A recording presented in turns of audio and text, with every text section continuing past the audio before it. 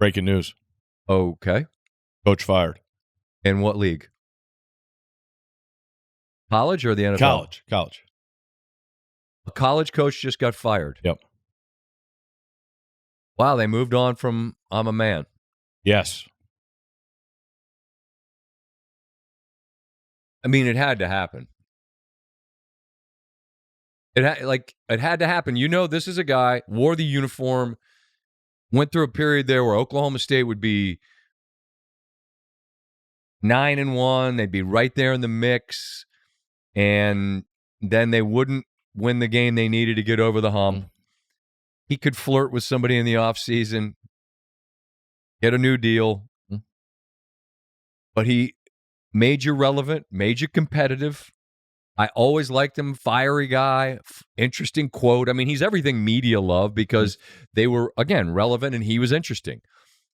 He definitely benefited from the idea that maybe he had a wandering eye. And after they got absolutely boat raced by Oregon, you just see they're so far from being a relevant team. That's one thing. To lose on your home field at Tulsa, I think everyone knew. I think it was my guy Kegs and Eggs on Twitter that said, like, no one's ever been more fired than Mike Gundy is at this very moment. Like, you just knew it would happen. Yeah, we did College Football Live Friday. I called it a must-win. Like, you're playing Tulsa. Tulsa didn't have their quarterback second straight game. You have to win that game. And they scored a touchdown that cut it to 7, I think, in the fourth quarter. And that made it 109 minutes of game playing time since their last touchdown, which was the fourth quarter against UT Martin, I believe. I don't know. And that was week 1. And obviously, you mentioned the Oregon State game, or the Oregon game. So I don't know what you do when you go back and you look at what Mike Gundy says and people started pulling stuff. He was so against the portal, so against NIL. I think he knew what the school was getting into after everything with T. Boone Pickens. You saw their coaches' salaries, always be at the highest, and those have come down. Guys have left for other jobs. Players have tried to, leave and go other places. It's been as bad as it could get.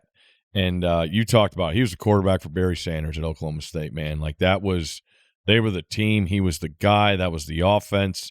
And what is it, 2 years ago, he's in the Big 12 title game and gets stopped at the goal line, and they don't win a conference game last year, and a new, realignment deal where, teams like Houston and Central Florida and Cincinnati are coming in, and they're talking about being at the bottom, and there we are with, I would guess, one of the longest standing Big 12 teams. They were Big 8. Big 8. Were they in the SWAC? Who? Oklahoma State? They were Big Conference, 8, right? Southwest Conference, Big 8. They were in the Big 8. Yes. Yeah, okay. Great logo. Yes. Bring it back. It was a legitimate Big 8. Who's in it? Who's in it? No one knows. But their conference affiliation, Big 8. Yeah, they were Big 8 when the SWAC and then was Big around. 12 started in 95.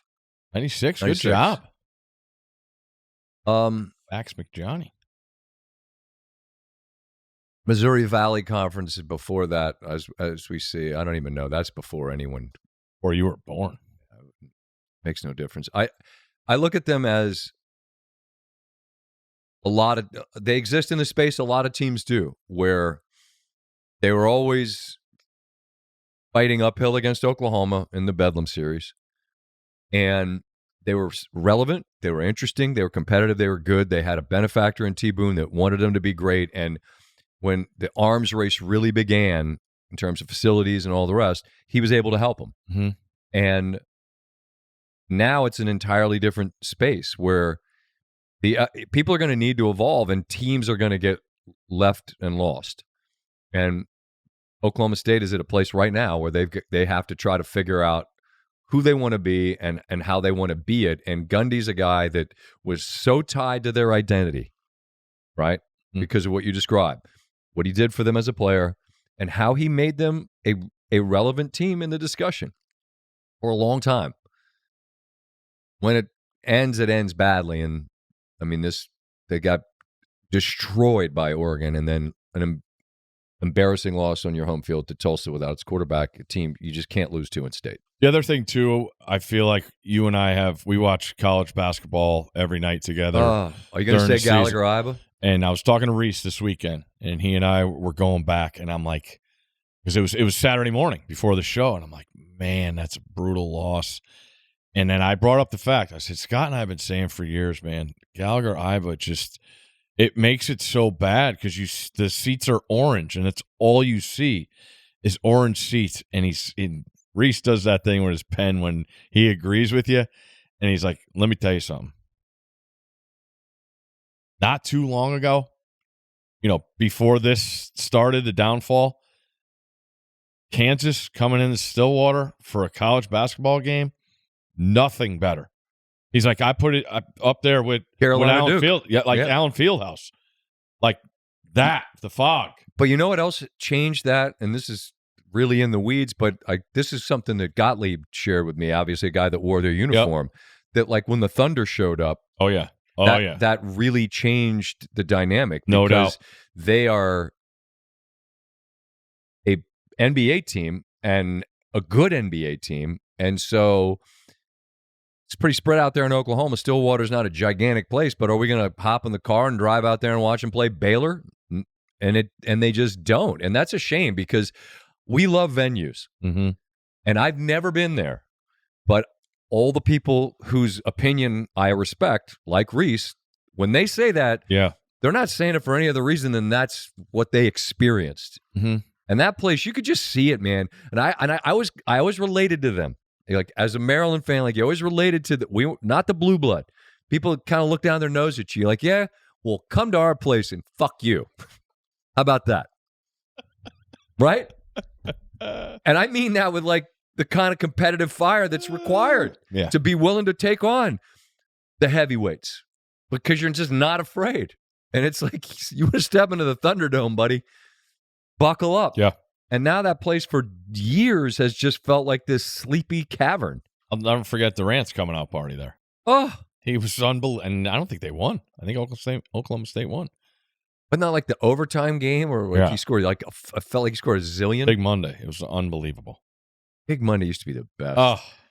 All right, we got Cal Santa Barbara and Fullerton late. What's the number? Or I still go back to it. The heyday. UNLV they would play Saturday, Monday every week. And they were must watch. Oh. Bro, Ackles coming down the lane. Big old 3X t-shirt underneath. Larry Johnson. T-shirt underneath. Greg Anthony, no t-shirt underneath. Anderson Hunt, yes. Stacey Augman, yes. I told you that for years I had the VHS tape of UNLV going into Barnhill Arena against Super Bowl Arkansas. Sunday.